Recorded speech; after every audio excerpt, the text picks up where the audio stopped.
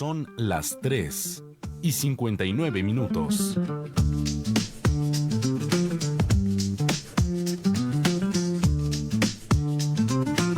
ANP Radio, la voz vibrante del Perú.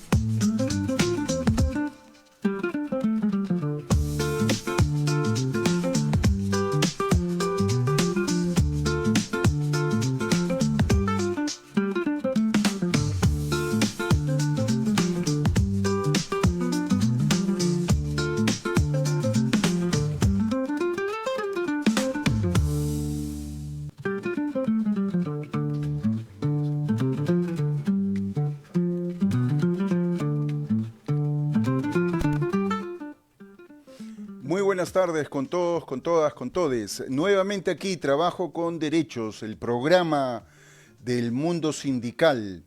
El día de hoy tenemos un programa bastante especial. Hay algunas fechas importantes que recordar, hay hechos internacionales que debemos destacar y tenemos una importante entrevista con el sociólogo Emilio Salcedo.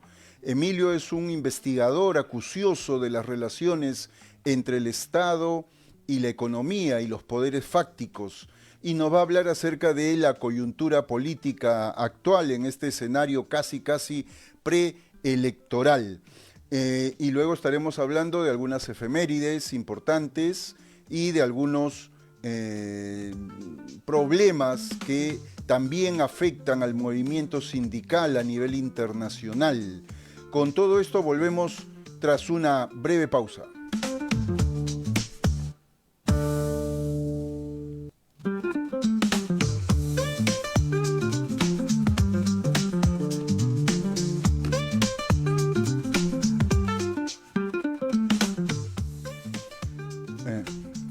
Queremos abrir el programa con una nota importante a nivel internacional, que es la situación que ocurre en Palestina, en la Franja de Gaza, frente a lo que cada vez es más claro, se trata de un genocidio efectuado por el Estado de Israel en contra de la población civil palestina. Los intelectuales, los ideólogos, los promotores de este genocidio los vemos en pantalla. Es Netanyahu, el primer ministro israelí, y Donald Trump. Donald Trump, presidente de los Estados Unidos. El problema de lo que ocurre en Gaza, en la Franja de Gaza, con la población civil palestina, es un problema antiguo. Y el movimiento sindical lo ha ido acompañando, ha ido observando, pero hoy día ya es cada vez más importante que el movimiento sindical se pronuncie alto y fuerte sobre lo que está ocurriendo. Para las personas que nos escuchan, esto no es un conflicto reciente. En 1947, luego de terminada la Segunda Guerra Mundial, las Naciones Unidas decide resolver el problema con todos los refugiados y los sobrevivientes al Holocausto, la población judía que fue perseguida, encerrada, asesinada por el fascismo, por las hordas nazis y fascistas en Europa. Y en ese momento había una amplia simpatía internacional para que estos procesos se resuelvan construyendo un Estado para los judíos. Y entonces el Imperio Británico, en ese entonces que administraba la región de Palestina, abre la posibilidad de que allí se establezca el Estado de Israel. Sin embargo, claro, nadie le preguntó a las personas que ya vivían en ese lugar miles de años antes qué es lo que opinaban al respecto. El imperialismo británico, muy fiel a su estilo de imponer su voluntad en cualquier lugar del mundo, entonces hizo posible, junto con Estados Unidos, que se establecieran allí unas miles de judíos y que se conformara un nuevo Estado, el Estado de Israel. Rápidamente esto devino en un conflicto. En 1948 hay una primera guerra que en verdad fue una desposesión. Militares israelíes expulsan a la población palestina y van haciendo una suerte de limpieza con todo el territorio en lo que se llamó la Napka, es decir, una especie de exilio forzoso con la población palestina. En 1967 viene la Guerra de los 6 días, por los cuales Israel consolida su territorio, lo amplía, avanza hasta Cisjordania. En fin. Es cierto que, claro, es un territorio, para tener una idea, Israel es aproximadamente 1/3 de la región de Lima. Es una zona muy pequeña, donde la población está en varias ciudades y donde históricamente han estado conviviendo cristianos, judíos, musulmanes. En este nuevo escenario, el 7 de octubre del 2023, la organización terrorista Hamas hace un ataque contra la población israelí. Un ataque terrible que ha sido condenado por todas las posiciones políticas de la izquierda, del movimiento sindical, de los partidos políticos y todo. Este ataque fue utilizado como pretexto por Netanyahu para desatar una guerra completamente descontrolada, abusiva, no contra los militantes de Hamas, que son una organización semiclandestina, y entonces, claro, es muy difícil, no es un ejército regular, es muy difícil de identificar. Y entonces, claro, el objetivo han sido la población civil. Desde entonces, el ataque de Israel contra Palestina no cesa. Y es un tema duro y difícil. Ya son casi 2 años de esto. Y lo que vemos todos los días en las noticias es un ejército bombardeando, disparando, atacando, asesinando a una población civil, con el pretexto de que así están luchando contra el terrorismo. Pero no es así. No es así porque fuentes fidedignas señalan que a la fecha hay 20.000 niños muertos en este conflicto. 20.000 menores de edad que han sido asesinados. Cada día aproximadamente mueren entre una decena y 20, 30 menores de edad junto con población adulta. Israel está lanzando misiles contra hospitales, contra escuelas, y en los últimos meses incluso está atacando las zonas donde llega la ayuda humanitaria, donde las personas de los palestinos acuden para recibir alimentos, agua. Allí también está atacando el Estado de Israel, el ejército de Israel. Entonces esta situación ya ha empezado a cobrar no solamente las víctimas, sino también a crear una conciencia a nivel mundial. Lentamente, ¿cierto? Pero el último acto de apoyo a la lucha palestina ha ocurrido hace poco en España. En España se realiza una vuelta ciclista alrededor de todo el país, con distintos equipos europeos, y en ellos participaba también el equipo de ciclistas de Israel. Y los activistas por la paz y en contra del genocidio que se está cometiendo decidieron interrumpir esta actividad. Un tema polémico en España, pero que es bastante claro para todos aquellos que tenemos la opinión de que efectivamente cuando un Estado comienza a asesinar niños y población civil sin ninguna razón porque sí, no hay ninguna razón para estar asesinando niños y población civil, ¿no? Toda acción que permita que esta noticia no sea ignorada, que no sea callada, que no sea ocultada en la opinión pública, tiene que realizarse.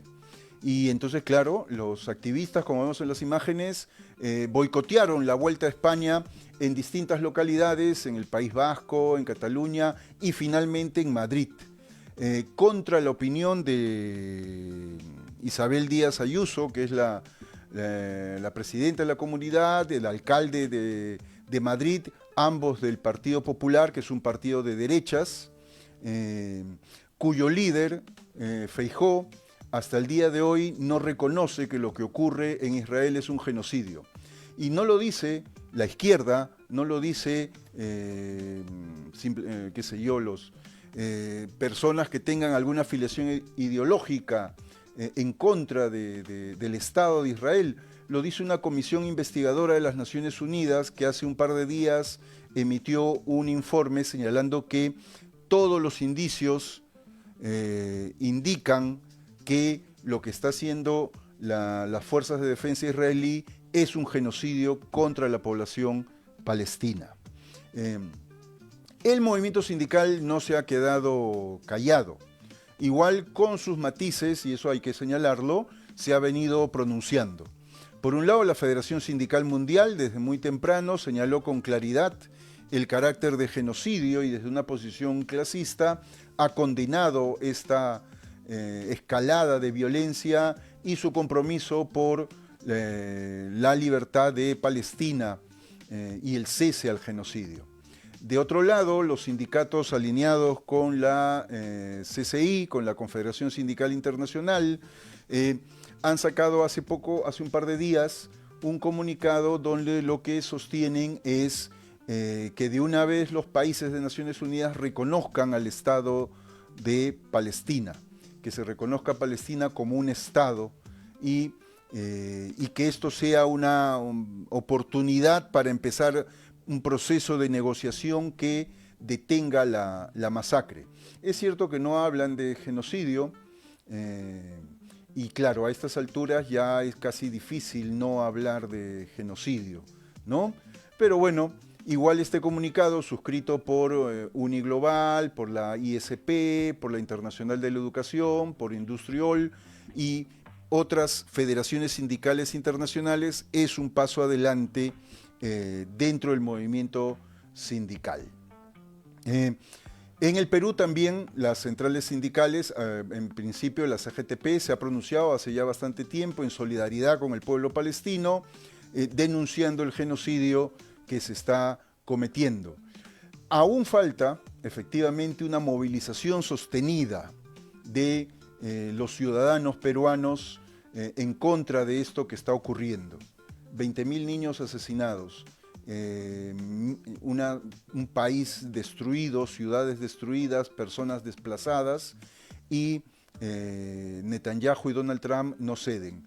Es tiempo ya que los estudiantes universitarios, los sindicatos, los profesionales, todas las personas en nuestro país que tengan algún mínimo sentido de empatía y compromiso con la paz y la democracia, nos movilicemos. Se han realizado algunas marchas, obviamente con una convocatoria todavía inicial. Los sindicatos con sus estructuras deberían de animar también esta participación. El tema entonces de Gaza, de la Franja de Gaza y el genocidio que se comete contra el pueblo de Palestina es un tema que a los sindicatos debe de importar, debe de interesar. Muy bien, hacemos una breve pausa y recibiremos a nuestro entrevistado de la semana.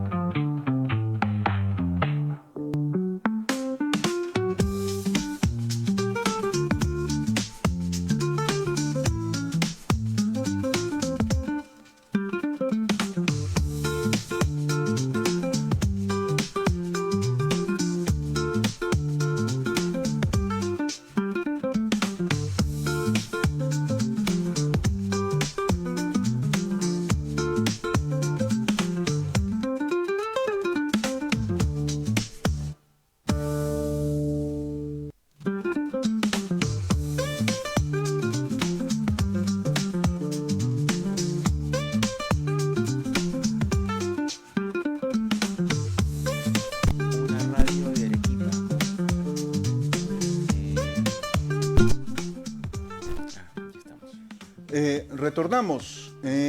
Como les había anunciado al inicio, está con nosotros Emilio Salcedo Tapia. Él es un buen amigo, un compañero, sociólogo y analista político, especialista en poder económico y su influencia en la democracia peruana. Te damos la más cordial bienvenida, Emilio. Gracias por poder estar acá con nosotros. Y queremos empezar con una pregunta más general. ¿Cómo describes el momento político que atraviesa el país? ¿Qué elementos deberíamos de tener en cuenta como ciudadanos? Bueno, muchísimas gracias, Carlos. Muchísimas gracias por la invitación para, bueno, conversar contigo, con los oyentes, los seguidores del programa. Me agrada mucho participar en esta iniciativa de la comuna, ¿no?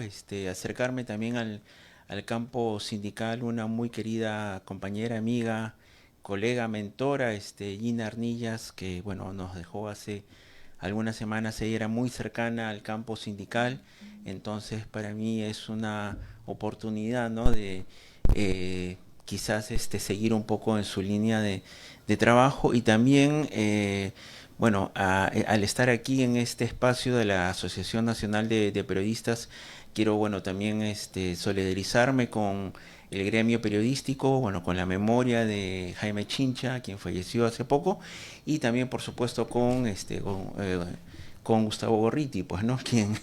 Quien ha sido objeto de amenazas recientemente, ¿no? Y bueno, en fin, para ya entrar en materia de la pregunta y de tu conversación y del tema, bueno, yo creo que la situación política que viene atravesando el país es la de una crisis hegemónica, ¿no? O sea, yo creo que se ha hecho bastante visible que el patrón de dominación, que digamos era claramente identificable como el de la República Empresarial, ¿no? Del que habló Francisco Durán en sus trabajos, tuvo, digamos, una vigencia hasta el gobierno de Pedro Pablo Kuczynski, ¿no? Cuando, digamos, ya por el propio peso de contradicciones internas, ¿no? Del Poder Ejecutivo, del gobierno, y también del Poder Legislativo, que estaba casi controlado absolutamente, ¿no? por el fujimorismo. Ahí vemos que ha habido una ruptura, no hubo un quiebre, ¿no? Que ya se ha hecho luego más evidente con cierres, inclusive, bueno, con el cierre del Congreso, de aquel Congreso, ¿no? Porque, o sea, yo creo que hubo muchas incapacidades para que administraran el poder que habían logrado, que habían tenido, y que, bueno, empleaban para sus propios fines, ¿no? Y no para obrar en consecuencia del interés público y del bienestar de los peruanos, ¿no? Entonces yo creo que ha habido un quiebre ahí, y el poder, digamos, si bien aún es presente, aún es notorio, aún es importante, aún es relevante, ¿no? Del campo del gran poder económico, del gran capital, yo creo que ha habido un quiebre que se ha hecho más notorio, y vivimos pues en una crisis hegemónica, ¿no? En donde este poder está siendo disputado por otros poderes emergentes que han ido, digamos, acumulando recursos y capacidades a lo largo del tiempo, y que, bueno, pues ya se sienten y están en condiciones de disputar algunas políticas, algunas posiciones, y también competir, pues, ¿no? por la captura del Estado, ¿no? Por ver quiénes pueden hegemonizar algunos de los aparatos de decisión del Estado mismo, ¿no? Sí, efectivamente comparto esta visión que tienes. Y de ahí me surgen dos interrogantes. Una primera es, ¿qué es lo que ha pasado con los empresarios nativos, con los empresarios locales? O sea, el empresariado peruano que durante el siglo XX, durante la segunda mitad del siglo XX, trató de ser un actor, a veces apoyado por el Estado, y efectivamente, como Francisco Durán lo trabaja muy bien, muchas veces ingresando y capturando al Estado, y las puertitas giratorias y una serie de cosas. Y de pronto entonces, en esta globalización neoliberal llegan los poderes transnacionales, ¿no? Y hoy día entonces, ¿qué es lo que ha pasado con el empresariado nacional? ¿Cómo es que ha cambiado a tu juicio?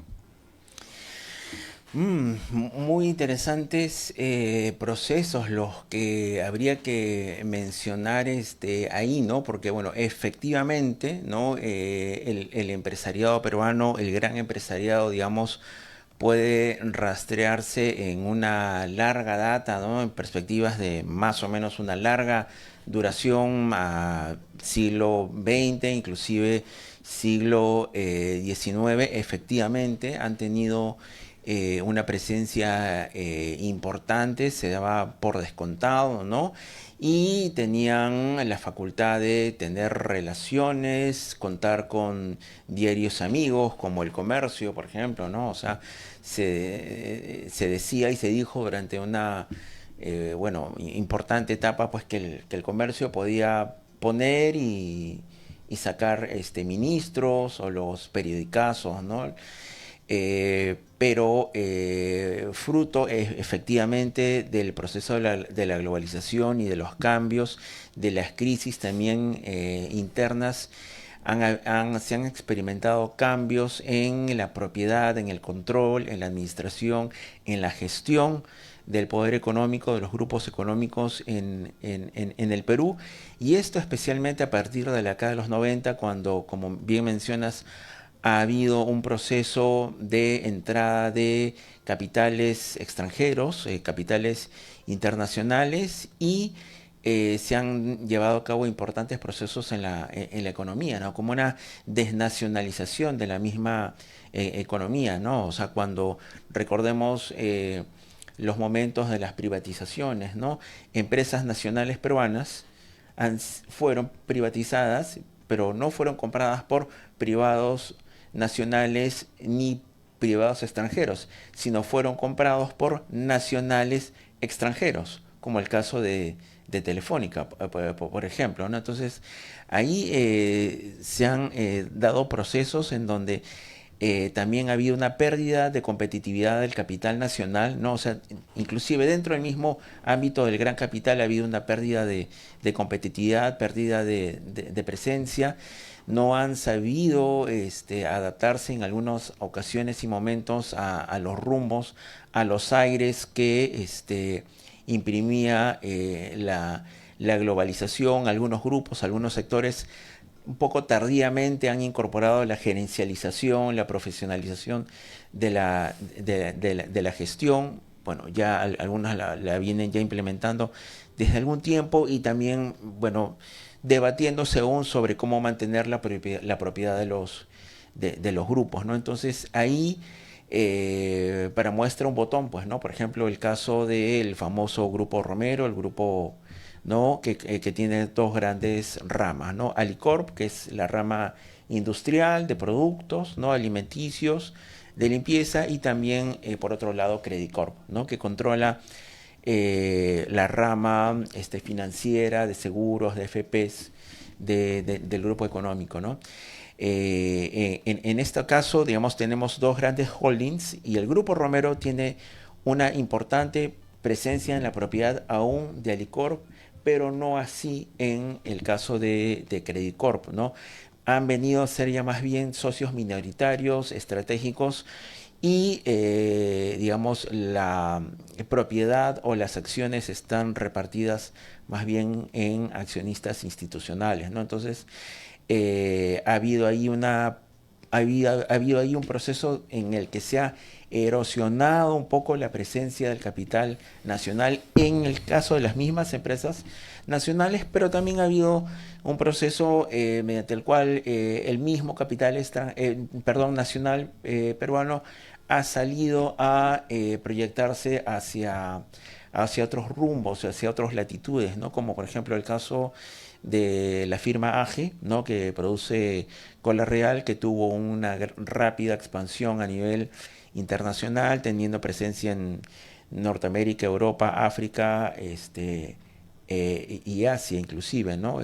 Han tenido luego algunos problemas y dificultades por una rápida expansión, pero bueno, hay ahí varios otros procesos que se concatenan, pues, ¿no? Como que son parte misma de la globalización, ¿no? Como la presencia de los paraísos fiscales, de los paraísos offshore, ¿no? En donde ello ha permitido que la propiedad sea también un aspecto difícil de rastrear, ¿no? Entonces,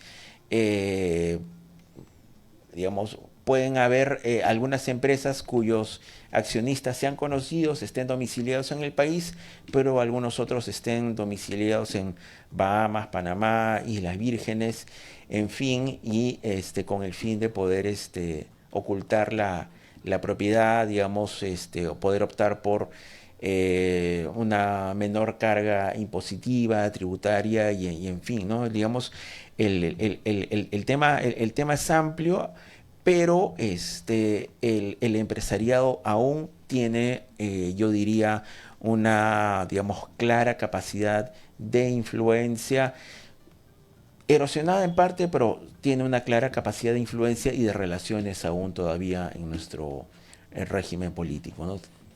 Sí, muy interesante. El otro elemento que también cambia es la política, los actores políticos, los partidos políticos, ¿no? Y en relación con el empresariado, ¿no? Antes eh, los empresarios casi tenían una representación política orgánica. Estaba el Partido Popular Cristiano, el PPC, de alguna manera Acción Popular, y siempre un ala del partido aprista. Entonces había como una representación a veces mucho más directa, ¿no? Y de pronto ahora cambia la cosa, ¿no? Y uno ve agrupaciones políticas que se ubican ideológicamente dentro del lado de la derecha, pero de pronto están defendiendo no intereses de las clases empresariales, del empresariado, sino negocios privados, particulares, completamente particulares, ¿no? Y la política entonces se vuelve distinta, ¿no? Hay un cambio en la manera de hacer política, en la manera de representar intereses. ¿Cómo ves tú este proceso? Bueno, mira, creo que ha habido seguramente no será para nadie una novedad, o sea, yo creo que ha habido un proceso de vaciamiento de contenido de la política, ¿no?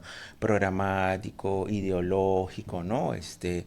Digamos, pueden haber algunos grandes temas que todavía se propongan, pero me parece que terminan siendo de cierta manera temas vedettes, ¿no? Pero digamos, temas profundos, reales, que muestren una, digamos, cosmovisión, ¿no? O proyecto de país, creo que se han vuelto más bien pautas escasas, ¿no?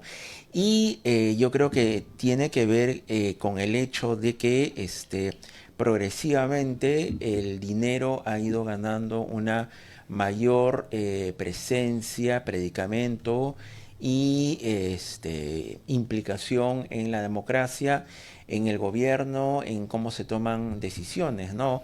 De un tiempo a esta parte, o sea, para nadie es secreto de cómo las campañas electorales pasaron a ser cada vez más costosas, ¿no? Y entonces eso demandaba el concurso de bolsillos profundos, ¿no? Y grandes para poder solventar, pues, ¿no? Anuncios en televisión, en radio, ¿no? Cuando, digamos, no habían aún redes sociales, porque, bueno, hubo un proceso, pues, ¿no? También de alejamiento, de descreimiento de la política, de crisis de la política, ¿no? Entonces, pues, un poco al vaciarse las plazas, ¿no? La relación entre ciudadanos y políticas se intermedió a través de los medios, ¿no? Y acceder a estos representaba un costo, ¿no? Entonces yo creo que a medida en que ha habido un desplazamiento digamos, ha claramente marcado hacia la preeminencia del dinero y del poder, ¿no? Yo creo que ha habido ahí un vaciamiento de horizontes, ¿no? O sea, prácticamente puedes ver que el rol y una pauta pragmática puede caracterizar más bien a las organizaciones políticas, y lo vemos, lo discutiremos seguramente en un rato más con el tema de las FPs, ¿no? Pero vemos ahí como una organización un día dice A y el otro día está diciendo Z, ¿no? Porque bueno, hubo en un momento un compromiso, ¿no? Seguramente con unos determinados financistas, pero bueno, al verse, digamos, en predicamento, digamos, las posibilidades electorales, ahí otros factores pueden haber terminado pesando, ¿no? Y que eso influyera en su cambio de decisión, ¿no? Pero, o sea, yo creo que este vaciamiento y cambio, ¿no? Que me parece, o sea, embarga a buena parte del espectro político, no solamente en el ámbito de la derecha, sino también en el centro y también un poco a las izquierdas, ¿no? Un poco extraviadas, un poco perdidas, un poco desubicadas, y algunas, ¿no? Llamándose de izquierda, ¿no? Y de izquierda socialista, marxista, pero más bien marcando un derrotero en un sentido completamente ido hacia el otro extremo, ¿no? Entonces, con lo que el tema que conversamos con algunos otros colegas es si como dice el estribillo, ¿no? Este lema, esta canción, esta democracia ya no es democracia, entonces que quizás es una plutocracia, ¿no? En donde, digamos, el mandante, ¿no? Y el vehículo acaba siendo el dinero, ¿no? Ya no un gobierno por y para el pueblo, sino un gobierno por y para el dinero que te puede terminar siendo el gran elector al final, ¿no? Uh-huh. Sí, terrible escenario, efectivamente, y sí, una plutocracia, ¿no? Donde lo que manda es el dinero, ya sea de la minería ilegal, ya sea del sistema financiero que defiende las AFPs, ya sea de cualquier actor que efectivamente puede hacer eso. Igual hay un proceso global de polarización, ¿no? La derecha global luce mucho más fascista, ¿no? En España está Vox, en Estados Unidos Donald Trump, en Europa AfD, en Alemania. Entonces hay una polarización de la derecha que se pone en modo neonazi, ¿no? Y aquí también en nuestro país vemos con preocupación procesos similares, ¿no? Tal vez uno de los casos emblemáticos de estos virajes históricos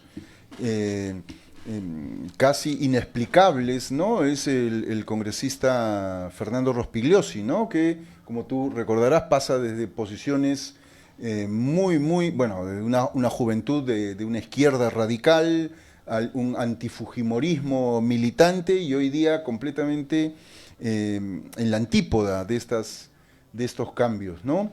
¿Cómo ves esta radicalización de las posiciones de extrema derecha?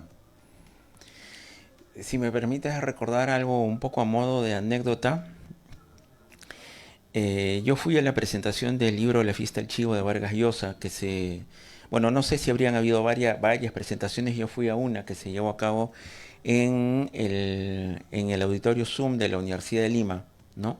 Se presentó el libro, esta novela, digamos, en un contexto muy particular, ¿no? Era la caída también del gobierno Fujimori, era esa coyuntura, ¿no? Y uno de los invitados o panelistas en la mesa de presentación, adivina, ¿sabes de quién se trataba? ¿Quién era? No puedo. Fernando Rospigliosi. ¿Ya? Fernando Rospigliosi, y él también, bueno, comentó el epílogo de un libro suyo que había sido también presentado hacía poco, titulado Montesinos y las Fuerzas Armadas, cómo controló los institutos militares durante una década, ¿no? Y el epílogo de ese trabajo se titula Cómo mueren las dictaduras, ¿no? Yo le sugeriría a Fernando que vuelva a leer su libro y que vuelva a leer su epílogo para que recuerde cómo mueren las dictaduras, ¿no? A las que ahora él parece haberse traslapado, ¿no? Y efectivamente sí, pues puede ser parte de este fenómeno internacional, ¿no? De corrimiento hacia el fascismo, hacia el totalitarismo, ¿no? Y bueno, si me permites, también quiero hacer mención a otro libro, uno muy interesante, y recomendarlo, sugerirlo, de un politólogo norteamericano llamado Sheldon Walling, titulado Democracia S.A., ¿no? La democracia, sociedad anónima, el fantasma del totalitarismo invertido, algo así, ¿no? Entonces, él en este libro habla de que... Y este libro lo escribe y lo publica en el 2008-2009, ¿no? En medio del gobierno de George Bush, ¿no? Que respondía en ese momento, en esa coyuntura, al ataque de las Torres Gemelas, ¿no? Entonces, en ese libro, Walling dice que para él Estados Unidos ya ha dejado de ser una democracia y más bien se estaría consolidando y convirtiendo en un régimen de totalitarismo invertido, ¿no? Y emplea este término invertido para distinguirlo, para diferenciarlo del totalitarismo, digamos, clásico, ¿no? En el cual el Estado, digamos, movilizaba a las masas, a la sociedad, en pos de un gran relato, ¿no? A diferencia, el más contemporáneo totalitarismo invertido lo que busca es que una confluencia y alianzas entre poder estatal, poder privado, ¿no? Empresarios, corporaciones, ¿no? Y también un factor religioso confesional conservador, lo que busca es más bien no movilizar, sino más bien desmovilizar a la ciudadanía. Entonces así tener un espacio prácticamente plano en los cuales obrar, actuar, sobrevivir, y mucho más que sobrevivir, sino avanzar una serie de agendas que están en consumo y de acuerdo a los fines de los que forman parte digamos, de estas alianzas de poder, ¿no? Y me parece, lo que me temo es que este régimen, este modelo se ha exportado desde los Estados Unidos al resto del mundo, ¿no? Y yo creo que es uno de los elementos que nos permite entender, pues, ¿no?, las coordenadas hacia el fascismo y hacia el totalitarismo que se han venido observando en diversas regiones e inclusive hasta en nuestro mismo ámbito de influencia y en nuestra misma región, ¿no? Es un tema obviamente para preocuparse porque de modo idéntico como en inicios del siglo XX, ¿no?, las democracias de aquel entonces no supieron responder a los retos del momento, ¿no?, y a los retos impuestos también por la Gran Depresión, por ejemplo, ¿no?, y permitieron, pues, que ante la desorientación, la pobreza, las causas de la Gran Guerra, ¿no?, los efectos de la Gran Guerra, de la Primera Guerra Mundial, ¿no?, posibilitaron el ascenso de los regímenes fascistas en Europa, ¿no?, porque ofrecían al fin y al cabo algunas respuestas, ¿no?, identificaban algunos enemigos en la migración, ¿no?, y ofrecían algunas salidas a pueblos horrorizados por lo que habían vivido. Entonces yo creo que haciendo una extrapolación y examinando lo que nos ha tocado vivir, ¿no?, en un periodo en el que 30 o 40 años de vigencia del régimen neoliberal con sus prescripciones hacia la desregulación, privatización, liberalización, que han asentado la precarización, no solamente en nuestros países, sino inclusive también en los países del hemisferio norte, que es lo que me parece increíble, ¿no? Y yo creo que, o sea, ello ha abierto las condiciones y los caminos para que estos discursos puedan emerger y puedan tener algún tipo de receptividad, ¿no? Precisamente esto que señalas trae a colación un tema aquí, que es esta desmovilización de la ciudadanía, ¿no? Y eso nos puede también ayudar a entender algunos procesos. La percepción que tenemos es que la crisis política va por un carril, la situación económica va por otro y las expectativas de la ciudadanía están desconectadas de esto, porque no hay pues movilizaciones masivas y contundentes. La indignación ciudadana aparece acotada en determinados momentos, en coyunturas. Hace unos días hubo una movilización por el tema de las AFPs.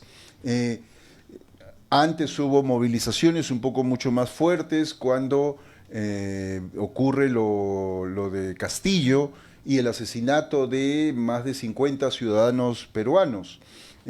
Pero después de eso han ocurrido muchísimas más cosas de distinto nivel. Igual la ciudadanía no siempre se expresa, o se expresa con pequeños explosiones que luego se diluyen rápidamente, ¿no? ¿Cómo entender esto? Porque mirando además otras sociedades, hace unas semanas también, Milei, con todo el apoyo de los medios de derecha, de los poderes fácticos, a pesar de todo ese apoyo, enfrenta una derrota electoral muy fuerte y una movilización casi permanente de la sociedad argentina, que no quiere dejar que esta propuesta desquiciada de Milei de reducir el Estado a su mínima expresión logre concretarse, ¿no? O también la movilización en Chile, ahora que vienen elecciones, detrás de una propuesta claramente de izquierda, liderada por una candidata del Partido Comunista Chileno, ¿no? Enfrentada también a 3 candidaturas de derecha, ¿no?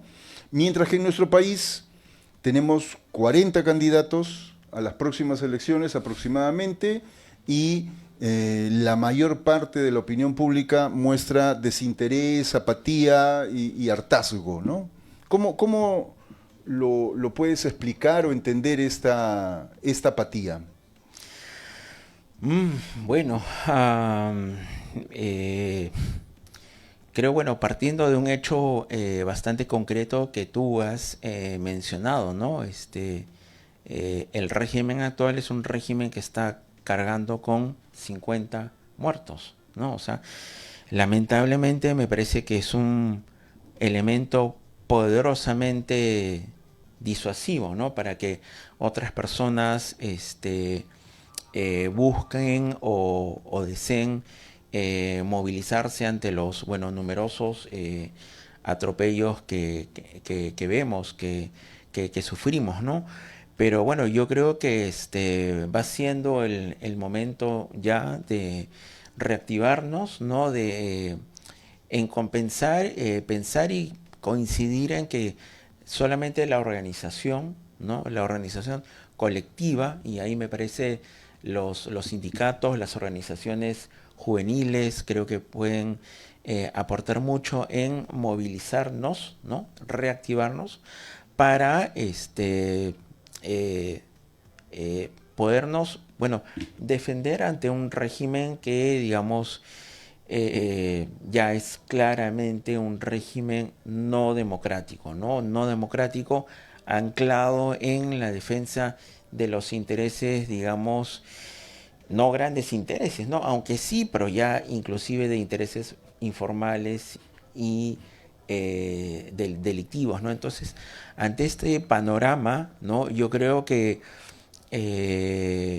es momento como para que las izquierdas también, los sindicatos, las organizaciones vean y asuman el momento de levantar las banderas que hay que levantar en este momento. Yo creo que los jóvenes que se han movilizado hace poco nos han dado una muy interesante ruta, ¿no? Y al mismo tiempo y tratar de identificar pues cuáles pueden ser las contradicciones principales en este momento, ¿no? Y que definitivamente pasan por el ámbito del trabajo y de nuestros ingresos que siguen siendo expropiados, saqueados y nos convierten como una especie de máquinas como en la película Matrix, ¿no?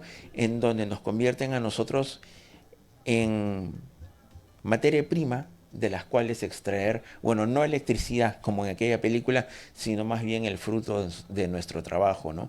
Y de los ingresos que podemos generar, ¿no? Sí, y eso nos da pie pues para conversar acerca de lo que ha pasado en estos últimos días con la ley de AFPs y la actuación del Congreso que tú mencionabas hace un momento. Efectivamente, y yo tengo una hipótesis que en verdad tampoco es nada, o sea, digo, más sentido común, ¿no? O sea, uno podría pensar que efectivamente hay un lobby del sistema financiero, de las AFPs, y este lobby ha insistido desde hace mucho tiempo para tener una ley que garantice pues, que el negocio siga funcionando. Y es este lobby el que logra este marco legal ahora, a pesar de la opinión de un montón de expertos, la ausencia de un debate real sobre el tema. Pero luego, claro, con la marcha y el malestar que ha ocurrido, los mismos intermediarios políticos se preocupan y se asustan, ¿no? Y viene lo que ha ocurrido el día de ayer con esta rápida modificación de algunos puntos. ¿Cómo tú entiendes este proceso? ¿Qué cosa nos dice a la luz de lo que hemos venido conversando acerca de los empresarios, de la política y de la ciudadanía? Esto que está ocurriendo con las AFPs, ¿qué cosa nos dice y cómo podría terminar? Bueno, me parece que entre las varias lecturas que pueden hacerse, me parece que el caso de las FPS es un típico caso de defensa de los derechos adquiridos, ¿no? O sea, digamos, las AFPs, bueno, ya se han hecho de un espacio, de un sistema, ¿no? De entes, actores, protagónicos en un sistema previsional que en realidad no lo es, no es un sistema previsional, no es un sistema de pensiones, ha dejado de serlo, si es que en algún momento lo fue. Y si me permites, y mira, no es que quiera hacer un cherry, sino invitarlos a los lectores, a la audiencia, si es que en algún momento lo desean, pueden tratar de buscar esta publicación, este libro, La crisis de las AFPs, una investigación en la que participamos Francisco Durán, Julián Cárdenas y quien habla para tratar de estudiar y comprender el caso de las AFPs en una coyuntura particular y especial, la pandemia, ¿no? La pandemia que supuso este momento, pues no tan fuerte, tan grave para nosotros, para nuestro país, y que supuso la pérdida de tantas personas, familiares y amigos, ¿no? Pero fue un momento en donde afloraron pues las diversas contradicciones que cruzan nuestro país, ¿no? Y ahí se vio el peso gravitante de la informalidad, ¿no? Muchas personas quedaron en el aire, ¿no? Y al cerrarse la economía, entonces buscaban algún tipo de recursos y algunos vieron ahí la posibilidad, ¿no? De acceder a los fondos, a los fondos de las FPs, pero habían resistencias, habían proyectos de ley para poder acceder a las AFPs, habían algunos otros que se resistían, ¿no? Eran unos fondos de estas empresas que fueron creadas en los años 90, pero ahí se visibilizó que había un sistema que no estaba respondiendo, ¿no?, a las necesidades de las personas, de los ciudadanos, y que había resultado de el puro lobby, ¿no? Había resultado del puro lobby, y que se resistía a ser reformado, ¿no?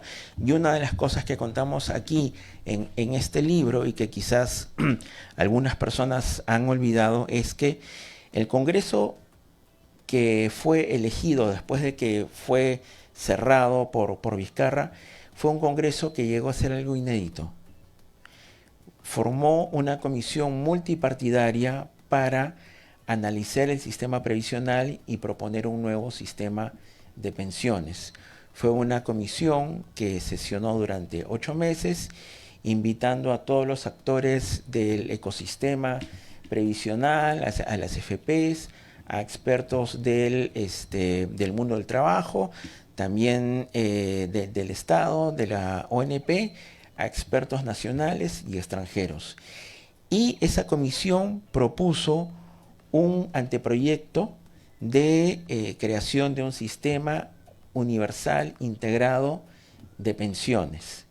Era un sistema que integraba varios, ¿cuál es la palabrita? Se me ha ido. Fondos, ¿no? Que incluía el principio de solidaridad, ¿no? Que tenía un fondo voluntario, un fondo obligatorio, ¿no?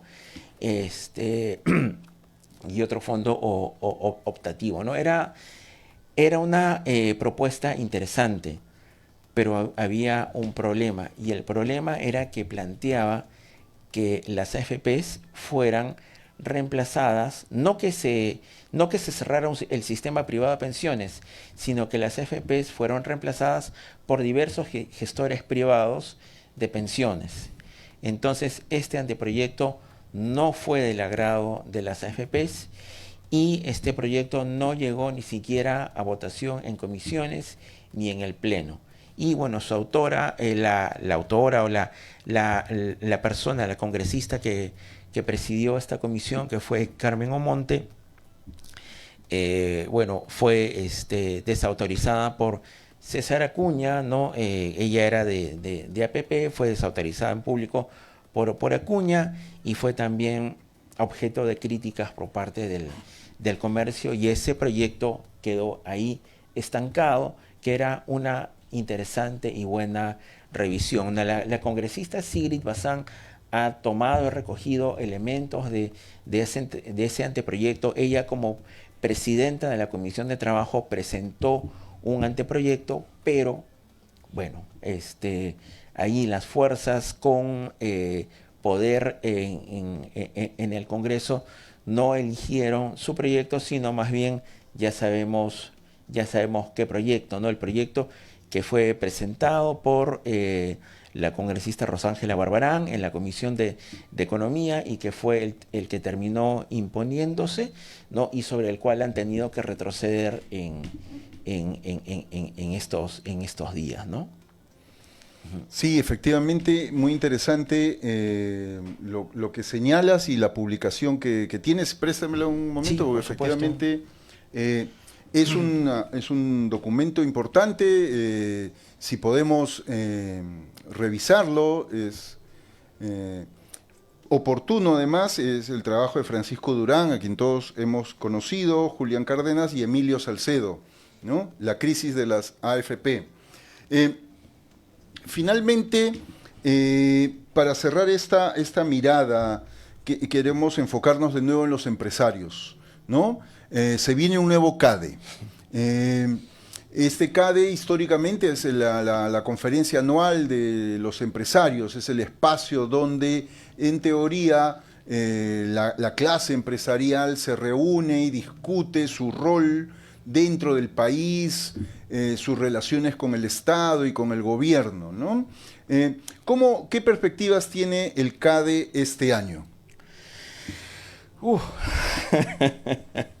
Bueno, yo creo que finalmente yo creo que el CADE termina siendo un poco el reflejo de un sector del empresariado y también de, bueno, el sector y el grupo político quizás más cercano a este sector, ¿no? Creo que ya se ha hecho, es completamente público, ¿no? El programa, ya se sabe a quienes van a invitar, ¿no? Javier Milei está es el invitado, digamos, estelar, estrella, evento con el cual se abre el CADE de este año y bueno, creo que es una muestra preocupante del tipo de sendero que un sector, llamémosle ya, un sector del empresariado está decidiendo seguir, ¿no? Yo creo que es una especie de muestra de debilidad y de desconcierto, ¿no?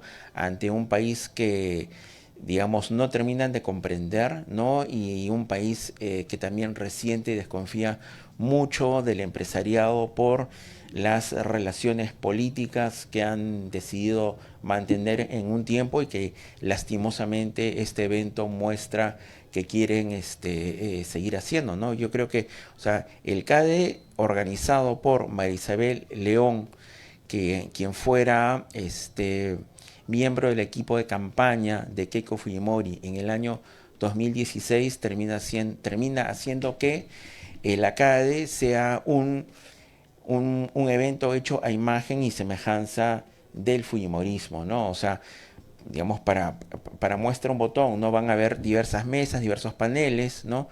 En donde van a discutir, por ejemplo, el tema de seguridad, ¿no? De seguridad ciudadana, criminalidad, y van a estar ahí presentes conocidos abogados conservadores como Humberto Abando, como Aníbal Quiroga, ¿no? Y ¿qué cosa van a discutir con los empresarios? Les van a decir, sí, sí, la ley de amnistía está bien, ¿no? Y un punto más adicional para tener presente también quién está a la cabeza de la organización del CADE, ¿no? Su presidenta, la señora María Isabel León Clenque, quien mencioné. Ella, bueno, aún todavía como propietaria o presidenta o directora de un instituto llamado AVIA, ¿no? Que es un instituto técnico de formación de personal para el servicio a aerolíneas, pero también fue presidenta de un gremio de los institutos de formación técnica, ¿no? Superior. Ella en el año 2018 fue una de las principales impulsoras de un proyecto de ley que fue presentado en el Congreso por la congresista Rosa Bartra, que tenía como finalidad crear un régimen laboral especial juvenil para los estudiantes de institutos para que hicieran sus prácticas durante 3 años de modo gratuito en empresas, ¿no? Entonces, si recordamos el caso de la ley Pulpín que fue anterior, ¿no? Este proyecto de ley fue llamado el proyecto de la ley del esclavo juvenil, pues, ¿no? Porque, o sea, la ley Pulpín, bueno, contemplaba, pues, ¿no? Algún tipo de reconocimiento para los jóvenes, ¿no? En este caso, no, ningún tipo de reconocimiento, ningún tipo de subvención para los jóvenes que trabajaran en empresas para hacer sus prácticas. Y el colmo de los colmos era que para los institutos, para poder llevar sus prácticas, los jóvenes tenían que pagar sus prácticas a los institutos y no iban a recibir ningún tipo de subvención por parte de las empresas, ¿no? Y María Isabel León fue una de las principales impulsoras de este proyecto de ley, lo defendió ante medios de comunicación y esta persona es la que está ahora a la cabeza de la organización de la CADE, ¿no? Entonces, yo creo que este es el momento, ¿no? En que tenemos que, estando a puertas de una coyuntura electoral, organizarnos y disputar lo que aún nos queda de país, de democracia, para que bueno, el Estado pueda ser recuperado o conquistado quizás por primera vez para el interés público, ¿no? Muy claro, efectivamente, y no deja de ser preocupante la manera en que el empresariado nacional va cada vez retrocediendo en sus prácticas y formas de entender el país, ¿no? Lejos de ser un empresariado cercano al país, está cada vez más desubicado, ¿no? ¿Qué cosa efectivamente puede decir Milei a nuestro país? Viene de una derrota, no tiene mucho sentido, y lo que has contado, igual no deja de ser... y de una crisis política interna muy fuerte, muy ¿no? fuerte, claro, No, casos de corrupción. de corrupción. Sí, corrupción, alta coimera, como le cantan a la hermana del presidente Milei. Exacto. Igual no deja de ser significativo lo que cuentas acerca de este, no lo recordaba, este proyecto de esclavitud juvenil, porque cada vez parece ser una práctica corriente que las prácticas profesionales y las prácticas preprofesionales en muchas empresas se consideren trabajo gratuito. El voluntariado, las prácticas profesionales, de las prácticas preprofesionales, muchos jóvenes dicen, bueno, lo he hecho y no me pagaban, ¿no?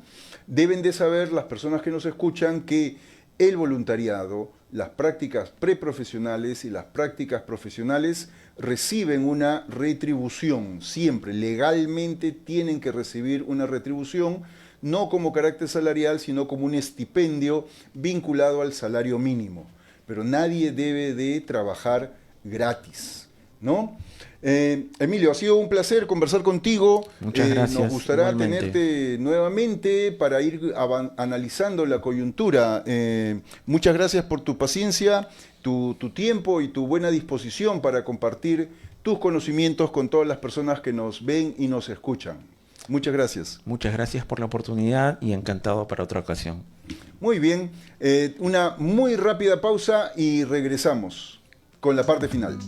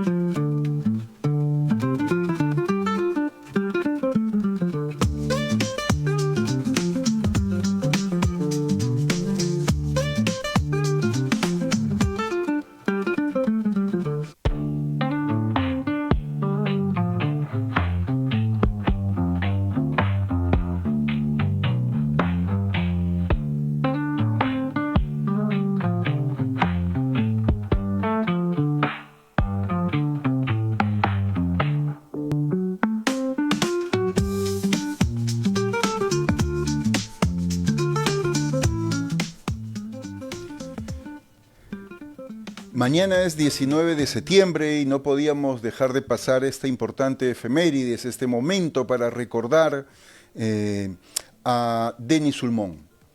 Denis Sulmón, para todos los que estamos en el movimiento sindical, es un referente, es una figura entrañable. Denis Sulmón fue un sociólogo vinculado al mundo del trabajo, a los sindicatos. Es un sociólogo francés, él viene a Perú en 1974 en medio de este proceso de cambio social que teníamos en nuestro país, atraído por eso, quiere estudiar a los trabajadores de Chimbote, a los trabajadores de la siderúrgica de Chimbote, a todo ese polo obrero que se había configurado en los años 70 en la ciudad de Chimbote, al norte de Lima. Y en ese proceso, él es un sociólogo, había estudiado en la Sorbona, en la Universidad de Nanterre, viene para hacer una investigación, pero se enamora del país, del movimiento laboral, de sus luchas, y decide quedarse. Y entonces a partir de allí él es casi como un paradigma para todos los que hacemos sociología del trabajo, porque él va a combinar a lo largo de su vida la academia, la docencia universitaria, ha sido profesor durante muchísimos años en la Universidad Católica de este país, y al mismo tiempo fue un asesor, activista, animador del movimiento sindical. Y también fue un militante de izquierdas comprometido con las luchas populares. Yo personalmente lo recuerdo no tanto en la universidad, sino más bien en el mundo sindical, donde lo escuché en los talleres, en los cursos, en las capacitaciones que realizaba para los sindicatos. Su obra por la que es más conocido es La historia del movimiento sindical, un librito pequeño de pasta verde que tiene 20 ediciones en Editorial Tarea, y que en los años 70, en los años 80, hasta bien entrados los 90, todo dirigente sindical lo tenía en sus manos, lo leía, y ahí podían conocer la historia del movimiento sindical peruano desde sus orígenes hasta los años 70, los distintos hitos que tuvo. Este aporte fundamental a la formación de la clase trabajadora ha sido una de las labores más encomiables de Denis Sulmón.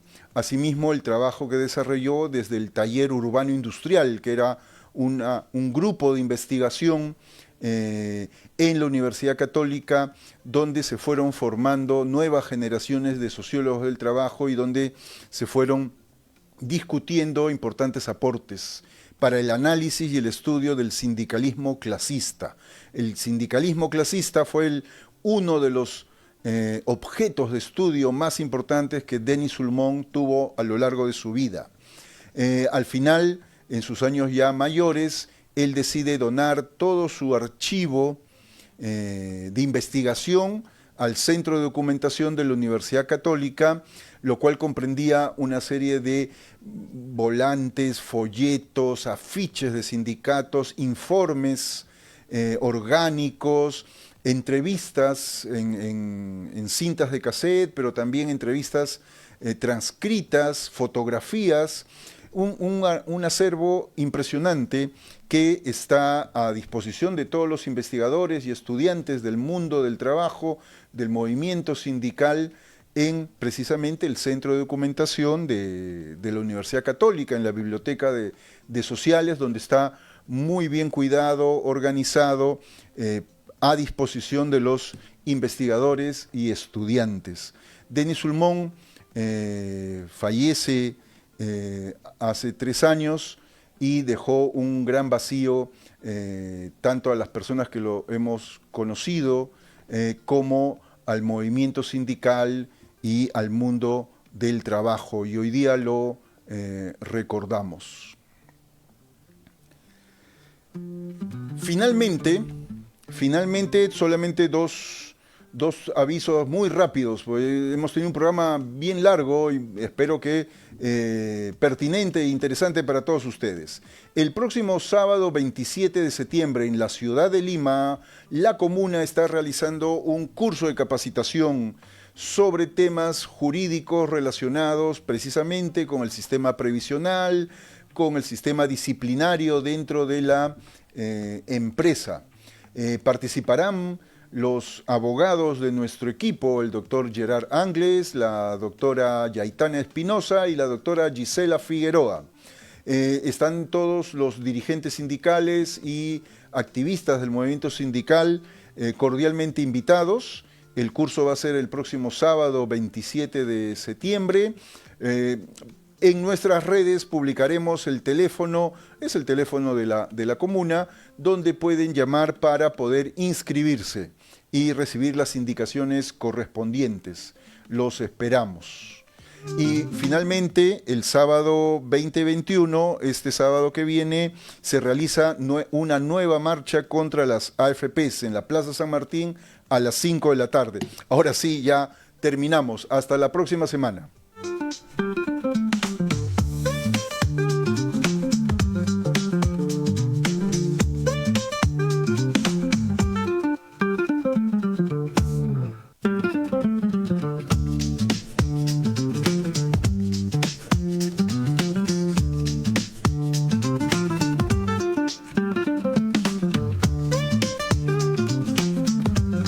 ANP Radio, la voz vibrante del Perú.